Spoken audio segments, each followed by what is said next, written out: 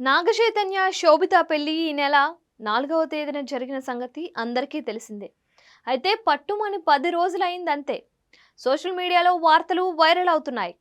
నాగచైతన్య, శోభితకు సంబంధించిన వీడియో ఒకటి సోషల్ మీడియాలో వైరల్‌గా మారింది.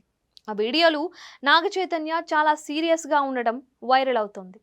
ఇక వివరాల్లోకి వెళితే నాగచైతన్య, శోభిత ఇద్దరూ కలిసి వెళ్ళగా అక్కడ ఇద్దరికి కపుల్ ఫొటోస్ తీశారు. ఇక అప్పటికే సింగిల్ ఫొటోస్ తీసుకున్న చైతు శోభితను వెళ్ళి తీసుకోమని చెప్పారు.